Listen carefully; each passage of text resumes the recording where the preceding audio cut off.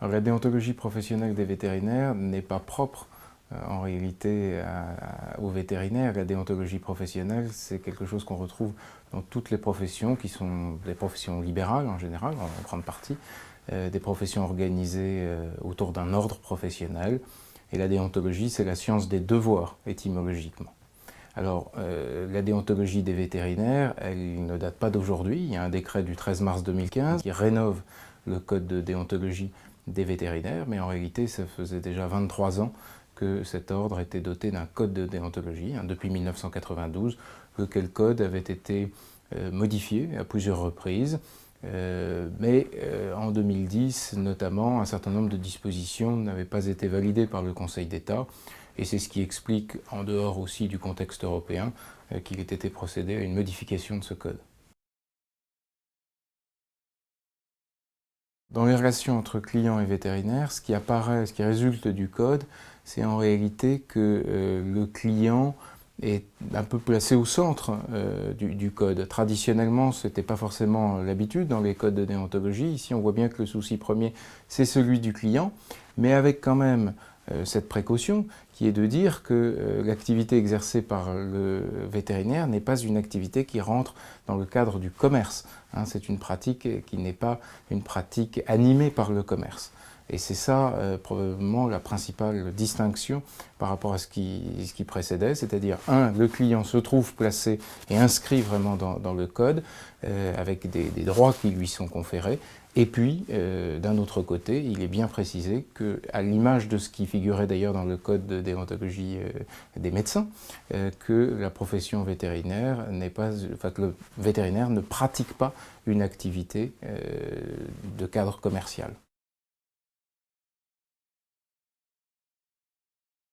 Probablement la meilleure façon de montrer que le vétérinaire exerce à la fois une activité de prestation de services, mais qui n'entre pas dans le cadre commercial traditionnel, c'est de se référer à la directive service, la directive de l'Union européenne, qui a bien fait entrer les professions comme la profession vétérinaire dans le cadre de la directive service, mais qui pour autant n'en fait pas des activités commerciales. Je crois que c'est le droit européen ici qui donne un peu la direction.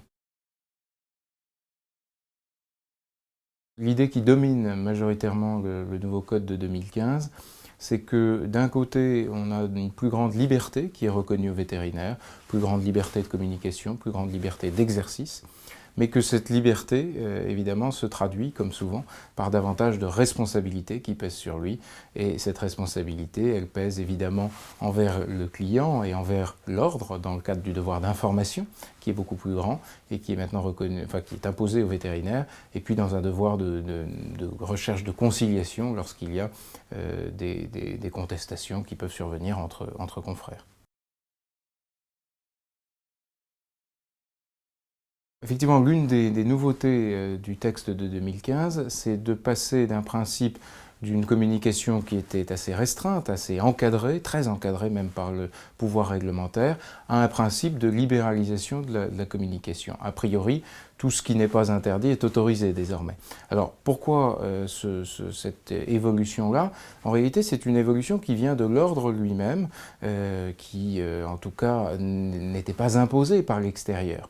De ce point de vue-là, on avait même eu un arrêt du Conseil d'État en 2012 qui avait considéré que de précédentes restrictions à la publicité ou aux formes de communication par les vétérinaires entraient tout à fait dans le cadre juridique sans difficulté. D'ailleurs, on sait que les pharmaciens ou d'autres professions qui ont été confrontées à cette question ont pu asseoir des raisons de santé publique pour justifier une moindre publicité. On peut penser que l'ordre des vétérinaires a sans doute été sensible à une évolution qui là aussi viendra probablement du droit européen et qui demain imposera de plus en plus cette publicité, cette liberté de communication, mais rien dans les textes ne l'obligeait en l'état actuel du droit. La clause déontologique de non-concurrence, qu'on pouvait retrouver d'ailleurs dans d'autres dans d'autres codes de déontologie que le code de déontologie des vétérinaires, faisait que les vétérinaires ne pouvaient pas, lorsqu'ils avaient exercé, alors il y avait une condition de durée, condition de kilomètres autour duquel on avait exercé une première fois en tant que salarié notamment, ou autre, on ne pouvait pas aller exercer ailleurs, aller s'implanter parce qu'on faisait au fond de la concurrence, qu'on pouvait considérer comme déloyale à son confrère. Alors maintenant, cette clause n'est plus dans le règlement. Ça n'empêche pas qu'elle puisse rester dans le contrat, hein, c'est-à-dire que contractuellement, il pourra être prévu cette clause. Alors, dans les conditions aussi contractuelles traditionnelles, là, il ne faudra pas que ça apporte atteinte aussi à ce qu'on peut trouver normalement dans un contrat, mais ce ne sera plus obligatoire dans le règlement. Là encore, ça n'était pas imposé à ce stade par les textes. Cela voudra dire que ça relèvera effectivement des relations contractuelles entre vétérinaires. Mais attention, le droit contractuel traditionnel s'appliquera, hein, le droit des contrats, et il faudra bien vérifier que ce ne soit pas une clause léonine, comme on dit parfois dans les contrats.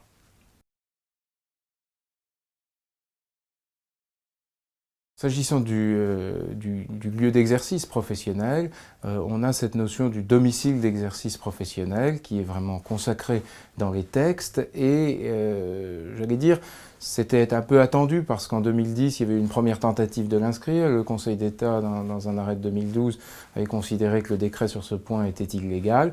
Là on vient dire au fond que chaque vétérinaire a un lieu d'exercice professionnel et peut même d'ailleurs en avoir plusieurs, en réalité dans certaines situations.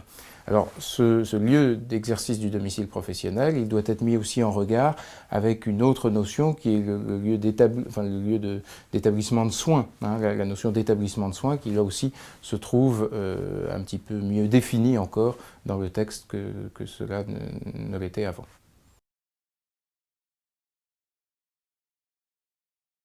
On l'a dit, comme il y a plus de liberté qui est reconnue au vétérinaire, il faut qu'en regard, il y ait davantage de responsabilité aussi qui pèse sur lui. Alors la responsabilité, elle pèse à l'égard de l'ordre, bien sûr, mais aussi, et d'abord, et avant tout des clients. Je crois que ça peut se manifester de différentes manières. D'une certaine façon, cette responsabilité, c'est d'abord que vis-à-vis du client, le vétérinaire doit se présenter tel qu'il est. Tel qu'il est, ça veut dire désormais lorsqu'il produit des actes de soins sans pseudonyme, ça peut paraître anecdotique mais c'est déjà important. Ça veut dire aussi qu'ils doivent bien apparaître son timbre, sa signature, etc. Il doit aussi être assez visible. Le vétérinaire, désormais, doit bien, même si c'était des choses qui étaient plus ou moins imposées, mais maintenant ça figure dans les textes, apparaître avec sa croix blanche et bleue, c'est la signalisation lumineuse, une plaque. Il doit informer son client des questions de responsabilité professionnelle, de l'ordre, des coordonnées de l'ordre, etc., de sa propre immatriculation, bref, il doit être visible. Et puis enfin, il doit être crédible aussi, et il est bien dit que dans la publicité qu'il doit exercer, cette publicité doit être loyale, honnête, faire apparaître finalement, là encore, le vétérinaire tel qu'il est, tel qu'il doit être. Le vétérinaire, il est inscrit effectivement à l'ordre des vétérinaires et de ce fait, lui sont imposées depuis longtemps un certain nombre d'obligations, celle de l'inscription au tableau étant la première d'entre elles. Ce qui résulte désormais des textes, c'est qu'il doit très clairement communiquer tous les contrats et toutes les conventions qui le lient à l'ordre pour que celui-ci ait une parfaite information. Et deuxièmement, il doit aussi communiquer tout changement de sa situation professionnelle. C'est-à-dire qu'à chaque fois qu'un vétérinaire va finalement changer d'exercice, de structure d'exercice, il doit en prévenir l'ordre. Pourquoi? Parce que l'ordre a non seulement une mission d'inscription au tableau, mais il a aussi une mission de tenue à jour de ce tableau. Et il a besoin des informations qui lui sont ainsi communiquées par le vétérinaire. C'est cet exercice de transparence aussi qui est imposé au vétérinaire.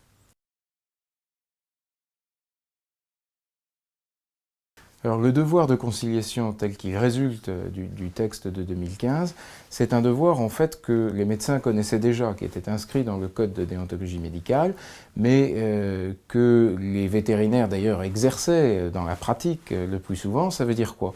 Ça veut dire que lorsqu'il y a un conflit qui surgit entre deux vétérinaires, la voie première plutôt qu'une contestation extérieure, c'est d'essayer une conciliation, et cette conciliation elle est menée notamment sous l'égide du président de l'ordre des vétérinaires. Ça nous rappelle bien qu'un ordre professionnel, c'est d'abord et avant tout une communauté, et ça a été vu comme tel depuis l'origine.